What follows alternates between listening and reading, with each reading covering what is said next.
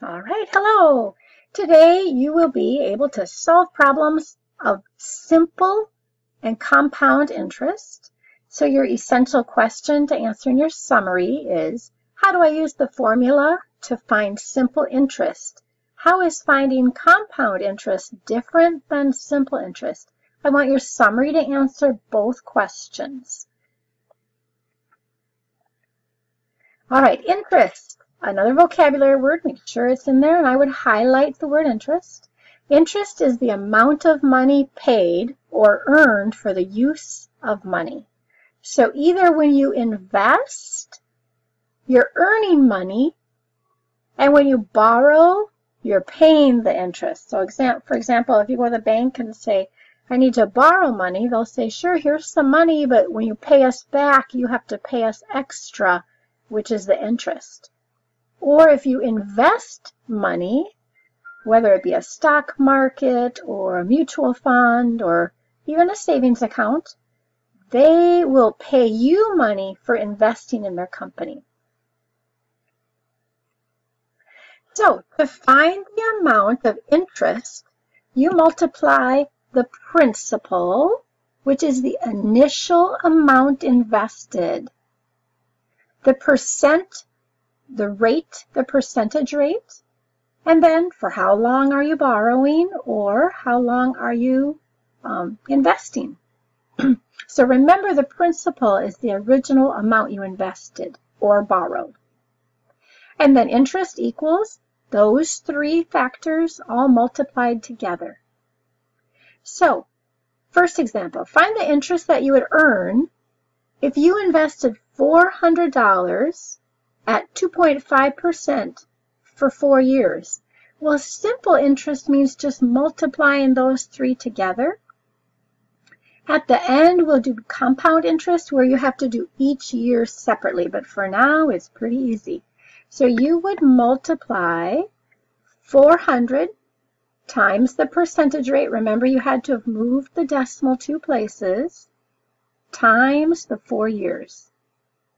Then when you take a calculator and multiply all those three together, you get $40 interest. So watch in your book, if your book asks just what is the interest or what is the amount you'd have after 4 years. If they ask what's the amount you'd have after 4 years, you would just add those two together. But if it just asks for the interest, you can leave it right there. Next one, find the simple interest when you invest $850 at 5.7% for 3 years. Simple interest is nice because you just multiply the original amount invested. You move that decimal 2 places. And then how many years? Multiply all three for simple interest. And you have your interest after 3 years.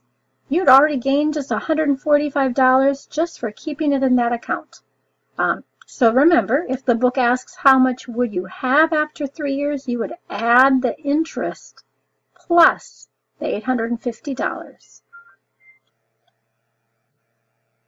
Next one, find the simple interest when you invest $625 at 8.5% for 6 months. Now here is something to watch.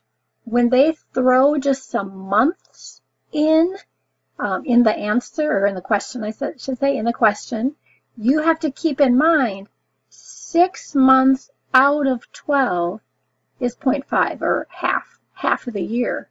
So think about if it was 8 months, you'd say 8 over 12, and you'd reduce that to a decimal. Okay? If it was only 4 out of 12, let's just say it was 4 out of 12, you'd say 4 out of 12, and then that would be 1/3, so about 0.33. So keep that in mind. The textbook will give you different months to practice, but just know you have to change it to a decimal first. And then once you have, oh, it's not a full year, it's half a year, then just multiply those three together, the initial amount invested, times the percentage rate, remember you moved the decimal, times the half a year, And then this time I left those extra decimals in there just to show you, you have to remember to round. So the 2 tells you to keep the 6 a 6. And so that's your interest. And then keep in mind, if the book says how much will you have after 6 months, then you would just add the $26 to the $625. And that's how much you would have altogether.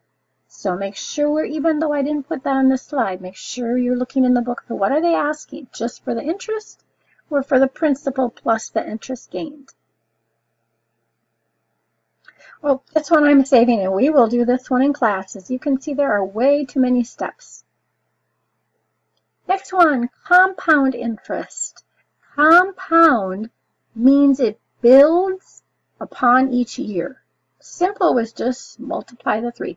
Compound interest means it builds. So you want this in your notes. Compound interest is paid on the beginning principal and the interest added each time.